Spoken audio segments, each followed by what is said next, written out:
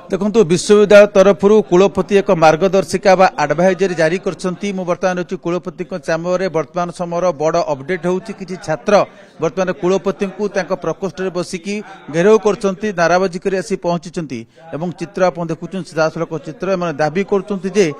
जो अध्यापक अभियुक्त अध्यापक जेल अछंती सेही भली आउ केते जण अध्यापक अछंती सेमानकु जांच करा जाऊ सेमानकु चिन्हट करा जाऊ जाद्वारा कि एभली घटनार आउ पुनरावृत्ति हेबो नाही भविष्यत रे तेणु वर्तमान तांकर गोटे दाबी अछि वर्तमान पहुंचीछन सेमाने ये होची संबलपुर जीएम विश्वविद्यालय कुलपतिंकर प्रकोष्ठ कुलपति को वर्तमान छात्र माने वर्तमान आसी पहुंचंती एवं दाबी करचंती जे जो रहिचंती गोपीकांत सुना तांको भली आउ गोपीकांत की रही हैचंती कि हो तो बाहर को आसनांती जो मानक पक्षरु विपदर आशंका अछि छात्री मानक प्रति सेमानकु चिन्हट करा जाऊ एवं कैंपस को राजनीति मुक्त करा जाऊ कोनोसी आकु ने कि राजनीति करा न जाऊ एवं भविष्य रे याकु ऐश्वर्य करा जाऊ जे एभली घटनार पुनरावृत्ति आउ जीएम रे हेबो नाही एवं आज अपराह्न 4टा बेले कुलपति आईसीसी रे बैठक डाकिचंती ए नै कि आलोचना करा जिवो जेभली एभली घटनार पुनरावृत्ति हेबो नाही सीधासलख चित्र आपण देखुचंती वर्तमान जीएमयू रे आपण कुलपति प्रकोष्ठ आप देखुं वर्तमान कुलपति आलोचना करछंती कुलपति प्रोफेसर डॉक्टर सुशांत कुमार दास को आप देखुं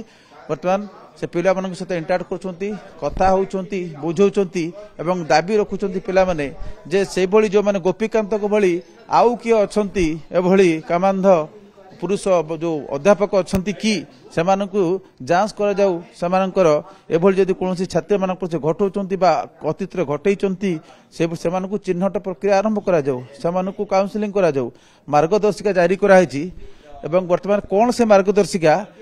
छात्र माने अछंती बुझौचंती सीधासलख मीडिया रे डबाक सर जहाँ आप बुझौचंती मार्गदर्शिका छात्र मानकु सीधासलख कोंतु कोन मार्गदर्शिका जारी करा हैछि गतकाल घटना पर अच्छा हो मार्गदर्शिका मु टिके पढी के सुनाई दोछि हां मु पूरा पढी के सुनाई दोछि एवं एटा मु टोटल ऑफिशियल ग्रुप रे देछि हला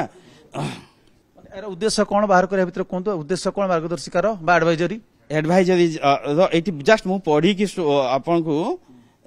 सार को रिक्वेस्ट करबी एटा समस्त जानि चंती टिके पढी देखि सुनांतु सर देखंतु न पिला को रिक्वेस्ट करबी कि ना मु पढी दोछि advise dear madam and sir good evening काली मु संध्या देछि प्लीज एक नंबर है please maintain the highest level of professional value moral value and ethics in your work second treat the students like your own son daughter nephew niece brother and sister etc third point be empathetic to them okay not sympathetic be empathetic think as if it is yours somebody to them and try to solve their problem in a positive manner at the earliest